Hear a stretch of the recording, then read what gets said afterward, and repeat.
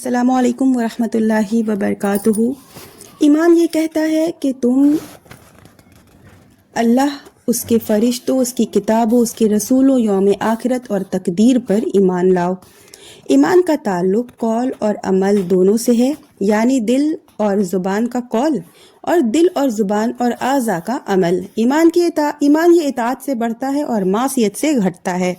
ایمان کا مطلب دل سے تصدیق کرنا، زبان سے کہنا اور اعضاء سے عمل کرنا ہے۔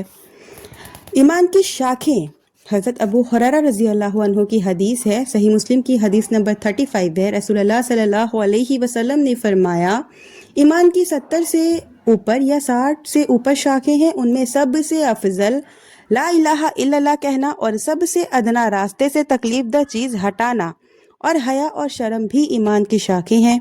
ایمان کے درجات، ایمان کا مزہ ہوتا ہے، اس کی مٹھاس ہوتی ہے، اس کی حقیقت ہوتی ہے۔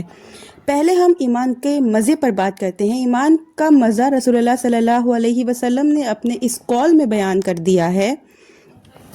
ان کا یہ قول صحیح مسلم کی حدیث نمبر 34 میں ہے، اس شخص نے ایمان کا مزہ چکھ لیا جو اللہ کو اپنا رب بنانے پر راضی ہو اور اسلام کو اپنا دین بنانے پر راضی ہو اور محمد رسول اللہ صلی اللہ علیہ وسلم کو اپنا رسول ماننے پر راضی ہو۔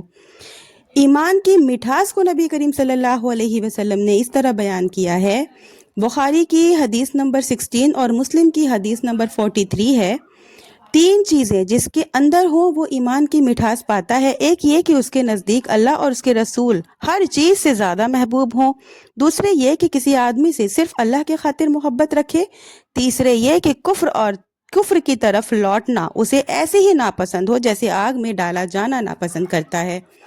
ایمان کی حقیقت اس شخص کو حاصل ہوتی ہے جس کے پاس دین کی حقیقت ہے اور جو دین کے لیے محبت کرتا ہے۔ اگزامپل کے طور پہ عبادت، دعوت، ہجرت، نصرت، جہاد اور انفاق وغیرہ، جس کو اللہ تعالیٰ نے سورہ انفال کی آیت نمبر 74 میں بتایا۔ اللہ تعالیٰ فرماتا ہے، جو لوگ ایمان لائے اور ہجرت کی اور اللہ کی راہ میں جہاد کیا اور جنہوں نے پناہ دی اور مدد پہنچائی، یہی لوگ سچے مومن ہیں، ان کے لیے بخشش ہے اور عزت کی روزی ہے۔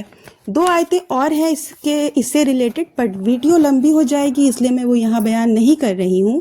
کوئی بھی بندہ ایمان کی حقیقت تک اس وقت تک نہیں پہنچ سکتا جب تک وہ یہ نہ جان لے کہ اس کو جو چیز لائق ہوئی ہے وہ اس سے بچ نہیں سکتا، بس جس چیز سے وہ بچ گیا وہ اسے لاحق ہونے والی نہیں۔